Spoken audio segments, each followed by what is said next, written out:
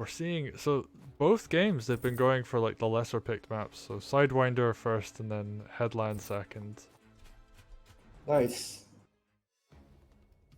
Billy sticking with Balder. Maybe we'll see if he goes super aggressive this game as well. And M0h1nder going for M0h1nder, a bit more of a good defensive choice. Maybe he's like a bit worried about getting overwhelmed and he's gonna throw a crystal down to stop that. Also, M0h1nder forgot to capture the tower with his sword. Oh yeah, because that could, yeah, because that's a small optimization that you should do with this capture phase, right? Just cap the tower because it doesn't affect your subsequent captures.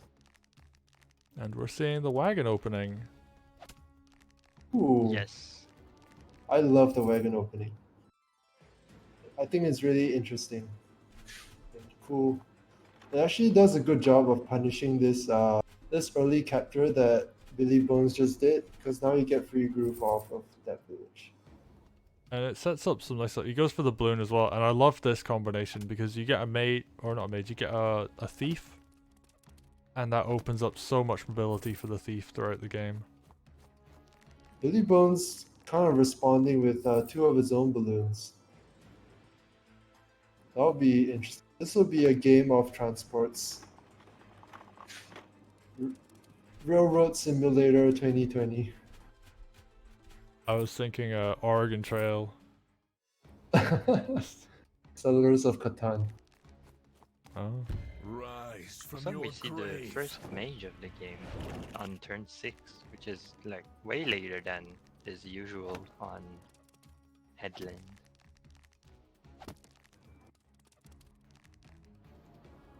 And we're seeing Billy. He's just being very aggressive with his units again.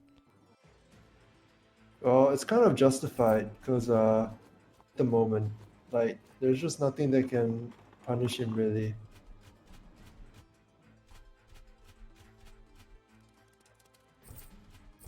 I mean, I just want to see when the first thief comes out because I think this is a very good map for thieves. And there we go. Billy goes for it first. I don't know how I feel about Oh, leaving the wow. mage in the balloon over it. Oh, wow, he's just standing there with Volder and hitting. Wow. Oh, this definitely looks like it's... Okay, maybe it's not dead, but it's definitely a lot of damage. No, actually, M0h1nder can crit, can open up the crystal, so the mage will get a crit. I feel. Actually, Zeronix, you know, like one of the most tankiest ground units in the game. I was gonna say a balloon under a crystal, It's a but wagon. it's not. It's a wagon. It's Oh, the it's the wagon. wagon. Yep. It's like it's so incredible. Like almost nothing can do it kill the wagon. Like one of the rare things that will do it is like a 2 sword crits that will kill a wagon in 2 hits. But like it's Purple almost crits impossible. too. Right. Yep. So Billybones is probably just dead here. No, not. There's no probably about it. He's dead here.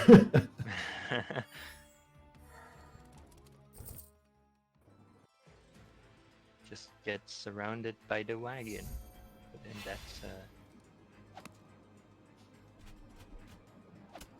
And even using the sword just for the extra damage. M0h1nder comes in, finishes it.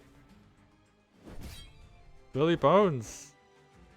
For the second game in a row, he has the lead in terms of combat.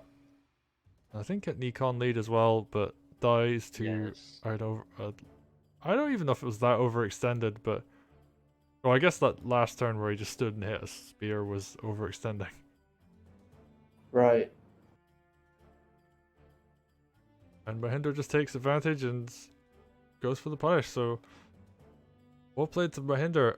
And Billy, I seriously think Billy has a lot of potential as a player. He's definitely doing over aggression in this, in my eyes, right now. But if he refines it and learns to like back off a little bit more when he needs to, he could definitely be like a very interesting, like aggressive player.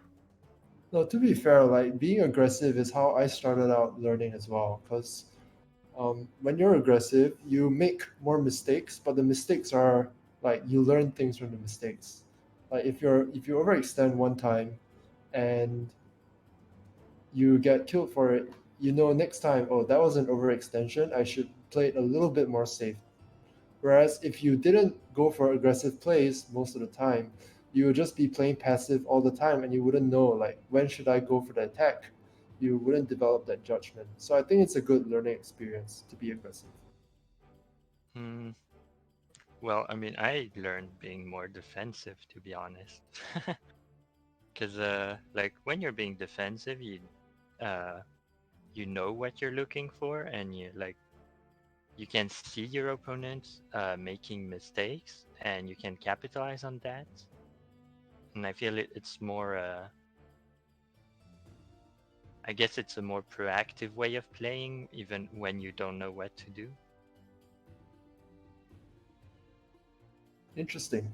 All right. We'll have this debate another time. A clash of learning styles. I like it.